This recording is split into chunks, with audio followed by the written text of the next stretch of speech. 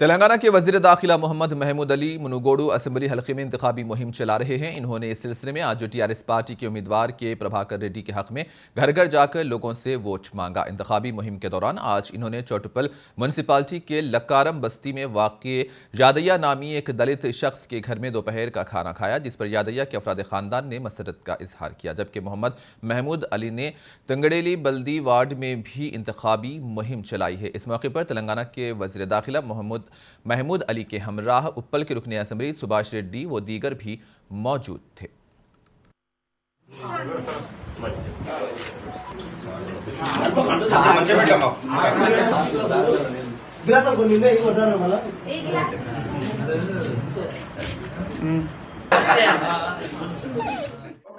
तो BRS party यकीनन national party है, बन रही है।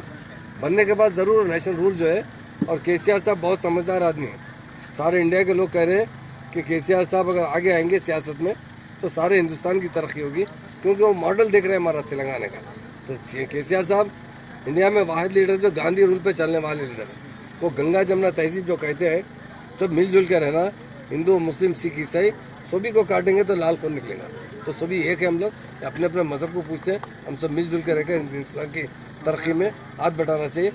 मुनगोडू वोटर्स को हम यही मैसेज देना चाहते हैं कि हमारी जो पार्टी का निशान है, हमारा प्रभाकर रेड्डी साहब का जो कैंडिडेट हमारे अच्छे कैंडिडेट है, बहुत मकबूल कैंडिडेट है, अच्छा काम करते हैं, और हम सबसे यही अपील करते हैं कि कार के निशान को वोट देकर भारी मेजर से जिताना चाहिए।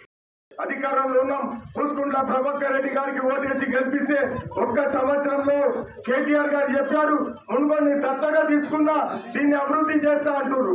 అధికారంలో ఉన్న అభ్యర్థిని అవకాశం ఇచ్చి మన మున్గోడు వెనుకబడిన ప్రాంతం, తెలంగాణలోనే వెనుకబడ్డ ప్రాంతం, ఒక్కసారి గెలిపించుకున్నప్పుడు అభివృద్ధి పనులు చేసిరు। ఇవన్నీ రోడ్లు వేసినాయి పుస్కుంట్ల ప్రభాకర్ రెడ్డి గారి। దురదృష్టవశాత్తు ఓడిపోయి మనం వెనుకబడ్డాం। ఇప్పుడన్నా ఆలోచించుకొని గెలిపించుకొని ఈ మున్గోడుని అభివృద్ధి చేసుకుందాం।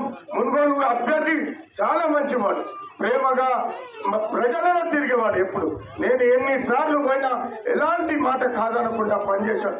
అధికారంలో లేకుండా చౌటుప్పల్లో హనుమాన్ నగర్, రామ్ నగర్, విద్యానగర్, బంగారీగడ్డ, బీసీ కాలనీ అన్నిట్లో సీసీ రోడ్లు అధికారంలో లేకుండానే చేసిన వ్యక్తి పూసుకున్న ప్రభాకర్ రెడ్డి గారు। అలాంటి వ్యక్తిని గెలిపించాలని